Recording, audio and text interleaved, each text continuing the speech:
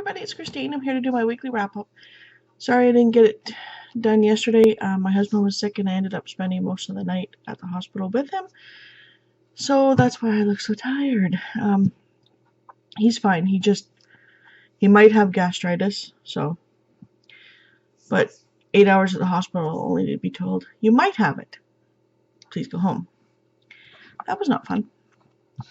But anyways, I read Zombie by Darren Shan, and this is about a boy there's a zombie apocalypse in Ireland, and nobody believes it. They all think it's, make-believe for a movie, whatever. And B's father is extremely racist, and is raising B to be just as racist, and B's trying not to be racist, but in ways he is. There was a nice little twist at the end. I don't know if I gave this a 3 or a 4, but I will continue on with the series because I want to see what happens. Then I almost read this in one sitting. I started it late at night and then I finished it the next day. And it's Habibi by Craig Thompson. And I read Blankets a couple weeks ago and read this, and this was, wow. Craig Thompson really can pack a punch in a graphic novel. Some of it is pretty racy. I don't want to show a picture that might not be good for the internet, but this was just about slavery, rape, abuse,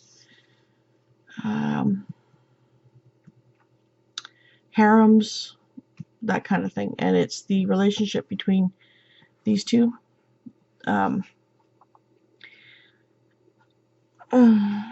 It's weird. Definitely weird. I can't remember if I gave it a 4 or a 5. Sorry, I'm like extremely tired. I've only got 3 hours sleep. So my son and I'll do these ones first. Then I read Dance with the Devil by David Bagby, and I was kind of hoping for more. I am a true crime buff, and while it is true crime, it's about his father's kind of experience with the legal system in Canada, and they're from the States, and they were trying to get her extradited back to the States to be put on trial for his murder, and what she ends up doing is killing their baby and herself as before that it could ever happen. I wanted more backstory about her, and usually you do in a true crime book.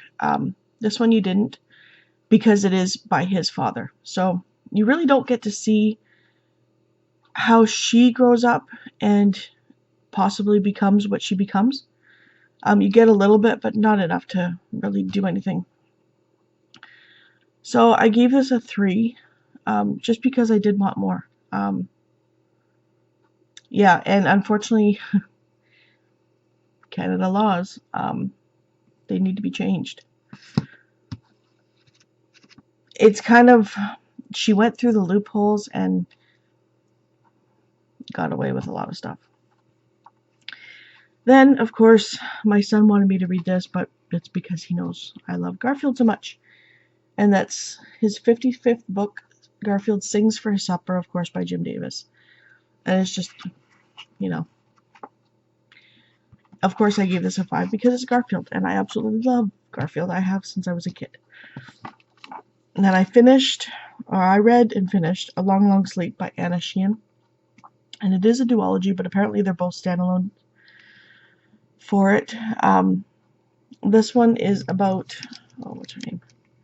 Rosalinda Fitzroy, who's been asleep for 62 years. And I thought I seen one of the twists coming, but it kind of twisted again. There's a couple of them in it, and the girl is awoken by a kid and a boy named Bren, and apparently he was just exploring his building, and he came along her stasis tube, and he woke her up, and then they discovered that she's the long-lost daughter of the people who made this Unicorp massive interplanetary company, and she is now the sole heir of it. And of course, there are people who don't want her to be the heir. And yeah, so, but you get a little bit, it starts off a little bit confusing because you have so many questions of why this happened, why that happened, but it does explain it later on. You get little snippets of her life, and you pretty much want to jump through the book and bitch slap the parents. And then she has appointed guardians, and you want to do the same thing to them. So it was good. I think I gave it a 4. The writing was good. It was really quick and easy to read. Like I said, it does start off a little bit confusing, but if you keep on, it will answer all the questions. I'm on the lookout, not in any mad rush to get it, but for the second one, because my library doesn't have it as on overdrive or as a book, so maybe I can find it at the thrift store. If not, it's no big deal. So my son and I finished reading Nightmare on Clown Street, and it's about a boy named Ray who loves a circus and goes to his uncle's clown. Oh, it's not his uncle's clown academy, but his uncle is there, and yeah, my son gives it a 5. I personally, I don't know. This one wasn't as interesting, groundbreaking, you know. So what we're currently reading is The Birthday Party of No Return, of course, by R.L. Stine. And this one's kind of like Monkey Paw. If you've read that in high school, I had to read it grade 9, I think. But instead of getting 3 wishes, he just has permanent good luck. Or not permanent, but good luck. And he's competing with 2 other kids to get this scholarship to this sports camp for the summer. And there's the one boy, Corey, that he's trying to compete against. They call him Lucky Duckworth, because he can never lose. He's like the golden boy of the sports. And then there's a girl, and she's good, but not as good as the golden boy. So yeah, we're about halfway through that one. So I'm not actually currently reading because I finished Long Sleep, and then we ended up going to the hospital last night, and you can't read in a hospital. It's just... So the books that I'm hoping to get to this week are The Bone Woman by Clea Koff. It's a forensic anthropologist's search for truth in Rwanda, Bosnia, Croatia, and Kosovo.